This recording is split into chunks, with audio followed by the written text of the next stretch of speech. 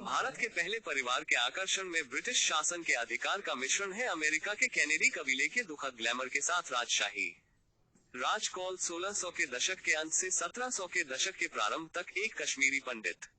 वह नेहरू परिवार के सबसे पहले दर्ज पूर्वज है। ऐसा माना जाता है कि वह 1716 ही में कश्मीर से दिल्ली आ गए थे।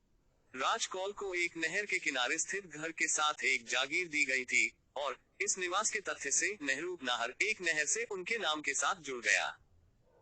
कौल मूल पारिवारिक नाम था। ये कौल नेहरू में बदल गया और बाद के वर्षों में कौल को बाहर कर दिया गया और परिवार का नाम केवल नेहरू रह गया। 19वीं सदी के शुरुआती दौर में गंगाधर नेहरू के पिता Lakshmi Narayan Nehru east India company के लिए दिल्ली में क्लर्क के रूप में काम करते थे। लक्ष्मी नारायण नेहरू मनसा राम नेहरू के पुत्र थे, जो विश्वनाथ कौल नेहरू के पुत्र थे, जो बदले में राज कौल के पुत्र थे। गंगाधर नेहरू 1827-1861 राज कौल के प्रत्यक्ष वंशज। 1857 के भारतीय विद्रोह से पहले वह दिल्ली के अंतिम कोतवाल पुलिस प्रमुख के समकक्ष थे। वह स्वतंत्रता सेनानी मोतीलाल नेहरू के पिता और जवाहरलाल नेहरू के दादा थे, जो भारत के पहले प्रधानमंत्री थे। इस प्रकार नेहरू परिवार का हिस्सा थे। बंसीधर नेहरू गंगाधर के सबसे बड़े बेटे। उन्होंने ब्रिटिश सरकार के न्यायिक विभाग में काम किया और विभिन्न स्थानों पर क्रमिक रूप से नियुक्त होने के बाद वे परिवार के बाकी सदस्यों से आंशिक रूप से कट गए। नंदलाल नेहरू 1845-1887 मोतीलाल नेहरू के बड़े भाई।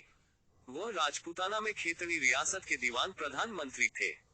मोतीलाल नेहरू 1861-1931 नेहरू गांधी परिवार के पितामह। वह एक वकील और भारतीय स्वतंत्रता आंदोलन के एक प्रमुख नेता थे। उन्होंने 2 बार 1919, 1920 और 1928-1929 कांग्रेस के अध्यक्ष के रूप में भी कार्य किया। स्वरूप रानी नेहरू 1868-1938 मोतीलाल नेहरू की पत्नी। उन्होंने 1920-30 के दशक में ब्रिटिश राज और उसके नमक कानूनों के खिलाफ सविनय अवज्ञा के वकील के रूप में भारत के स्वतंत्रता आंदोलन में प्रमुख भूमिका निभाई। मोतीलाल नेहरू के पुत्र, वह भारत के पहले प्रधानमंत्री थे और भारतीय स्वतंत्रता आंदोलन के सबसे प्रमुख नेताओं में से एक थे। वह 1929 में अपने पिता के बाद कांग्रेस के अध्यक्ष